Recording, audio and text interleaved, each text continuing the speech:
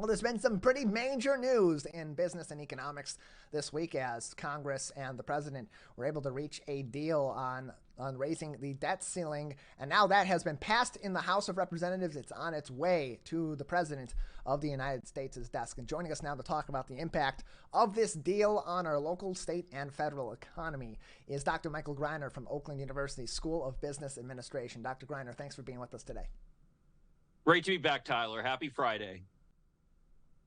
Yeah, happy Friday to you as well, and happy Friday for our leaders in D.C., particularly the president and the Speaker of the House, both maybe breathing a sigh of relief after some concern over the last several weeks about if a deal would ever be reached or if the U.S. would default on its loans before that happened. So with a deal being reached between the president and the Speaker of the House, and then maybe a little bit of tumult, at least in a rumor mill, prior to the vote in the House that passed with flying colors and bipartisan support, now this is going to go to the president's desk, presumably is going to be signed into law, and the crisis will be over. But just how much of an impact may these massive spending cuts actually have on the economy? Will they have a big impact? Well, the expectation among most people is really not. And I'll tell you, I mean, the president and members of Congress aren't the only ones breathing a sigh of relief. I'm certainly breathing a sigh of relief. And I can tell you that most business leaders and Wall Street are certainly breathing a sigh of relief. And in fact, we've seen Wall Street bounce back this week after having some, pretty bad periods there where stocks weren't looking so good and bonds were falling because of the fact that people were concerned about the potential of a U.S. default. We came pretty close this time, too close for comfort, some might say. But the bottom line is there was a deal reached, as you point out. It has actually passed Congress, so it's off to the president, as you said. So good news for everybody, right? Well, I mean, the concern is that part of what drives the economy is government spending. And one wonders, is the amount of cutting that is included in this deal something that's going to impact the economy? And as I said earlier, most people agree that it's not enough. The deal that was come up with ultimately was a pretty mild deal, to be sure. For the most part, we're talking about no cuts to Social Security, no cuts to Medicare or any of the other entitlement programs, no cuts to defense spending. These are some of the big programs that put a lot of money into the economy.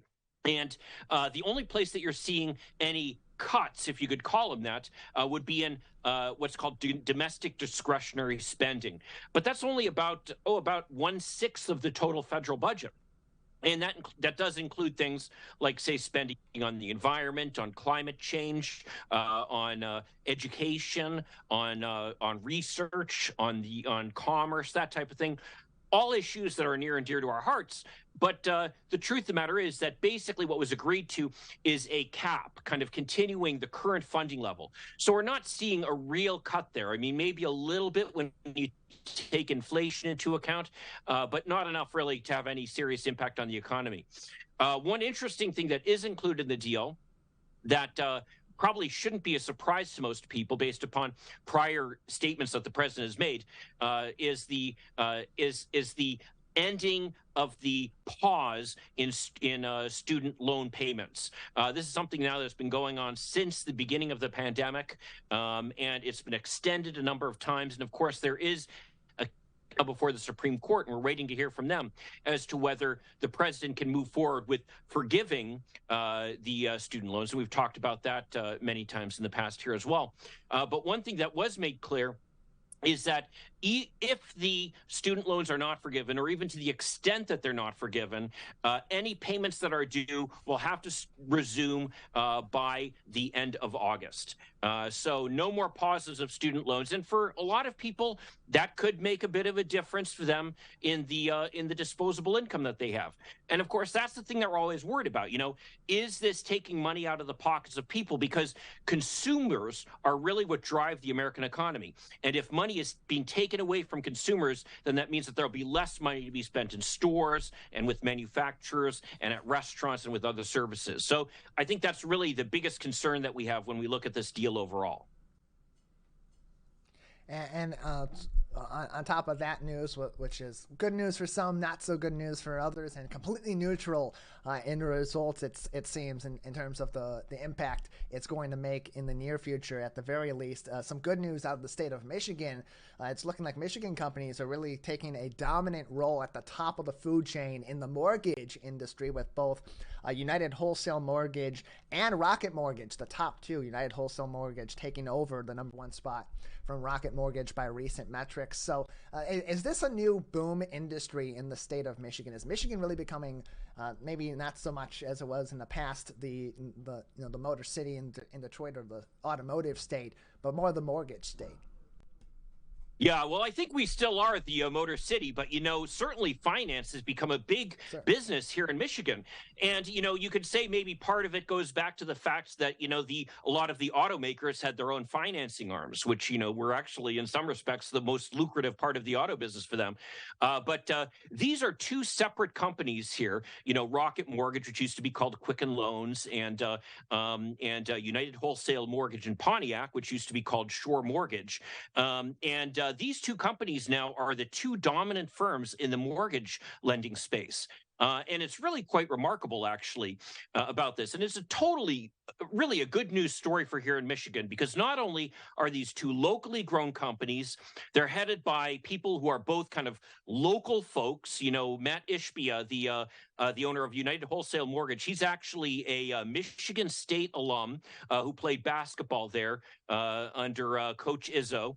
And so he's somebody who's really committed to the community, as is Dan Gilbert, the head of Rocket Mortgage. And you have these two people who've shown real commitments to the community. Both businesses are known as great employers. They have a lot of employees that they pay very well and treat very well.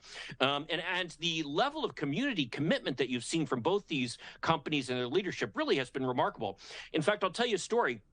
I was working on some research, one of my research papers a little while back, and one of the papers was actually motivated by an article that I saw about United Wholesale Mortgage, where they had been offered certain tax incentives to invest in Pontiac. And they actually turned down the tax incentives and said, no, we don't need them, because we're going to invest anyway. We plan on building this new facility here in Pontiac anyway. And we don't feel the need to have these tax incentives, because we want to still pay the money that we should normally pay for things like schools and to support the local communities. So both these businesses have shown a great commitment to the local communities. So I think it's just a huge positive story for the state, and really a credit to the fact that our schools are producing top-notch leaders, and that we're still a state that can dominate when it comes to playing a role in business. Yeah, certainly it's been a growing industry in the state of Michigan, and we've seen these companies, Rocket Mortgage, as you mentioned, previously being Quicken Loans, having a meteoric rise over the last couple of decades, and United Wholesale Mortgage, otherwise known as UWN, having quite a significant rise of its own in the past several years, and making a big impact right here in Oakland County, where they base their operations. Finally, joining us today on the program is Dr. Michael Greiner from Oakland University's School of Business Administration for our weekly business and economics segment on the Megacast. You can find all of these on demand, civiccentertv.com/Megacast. Last story today is actually pretty interesting. Could impact many different counties, over half of the counties in the state of Michigan. In fact, the U.S. Supreme Court ruled recently that local communities are not, in fact, entitled to windfalls from foreclosures on real estate for taxes. And this is something that many communities, including here in the state of Michigan, had previously collected dollars from. Now, MLive reporting this week that 43 Michigan counties have agreed to pay millions back to former owners of foreclosed properties. So give us some insight on this ruling from the Supreme Court and how it's making an impact already on people who've been foreclosed on here in the Great Lakes state. Yeah, as a former bankruptcy attorney, I can tell you this is an issue near and dear to my heart, because frankly, I was always outraged about this practice that you saw in a lot of communities across the state. And what it comes down to is, say that you have and this would happen, you'd have a senior citizen who, say, owned their home free and clear, and for various reasons, they ended up falling behind on their property taxes. Well, after a certain amount of time, then the county would come in and foreclose on that property to take it back to essentially pay the back property taxes. Well, what would happen a lot of the time is, say, $15,000 was owed in property taxes. And this is actually the example from the case from Minnesota that made it to the Supreme Court. So $15,000 is owed in property taxes. The property ends up being sold at auction and for $40,000. Well, who gets to keep that extra $25,000? Well, under what had been traditional law dating back to the Magna Carta in England. So we're talking well-established law that has been followed in the United States since our founding. Any excess should be returned to the property owners, because you can't essentially take property that belongs to someone without compensating for them, and that's under the Constitution. And so there's this sense that they were basically taking this extra money that didn't belong to the counties without any kind of basis for it. They certainly can sell the property, take the money that they're owed for taxes, but they can't take that excess money, and it should have gone back to the property owners. Well, as it turns out, one of the relatively small number of states that allowed this practice, in addition to Minnesota, was Michigan. And we saw it quite frequently, where counties across the state would engage in these sales of property. And rather than returning any extra funds that were brought in by the sale above and beyond the taxes that were owed to the property owner, the county would keep it. And so that's something that has generated quite a bit of litigation. In fact, I was involved in some litigation on this issue back when I was in practice. And I can tell you that Oakland County, I believe last year, agreed to return upwards of $30 million to various property owners. And now we have this deal, which is going to return tens of millions of dollars across the rest of the state to property owners. One of the larger counties, just to give you an example here, that has to return money to property owners is Ingham County, which of course includes Lansing. And it's said that they'll have to return anywhere between $2.5 and $4 million to property owners that they've just kept. So I think this is a great ruling by the Supreme Court. It was a unanimous ruling by them, with the majority opinion written by the Chief Justice, John Roberts. And he actually cited British law dating back to the Magna Carta for this argument. And I think that it'll be quite a relief to a lot of people, where if there is property that's taken from them, they know that the county is not going to be able to keep excess funds that really should have gone back to the property owners in the first place. Yeah, that definitely going to be very helpful to people that are already in a tough situation, being foreclosed on, losing their homes. Then on top of that, basically, essentially being robbed on the way out the door of extra money that should have been returned to them anyway. The Supreme Court ruling going to make a big impact on those individuals and families too. Michael, thank you so much for joining us as always. Great to be here, Tyler. Have a great weekend.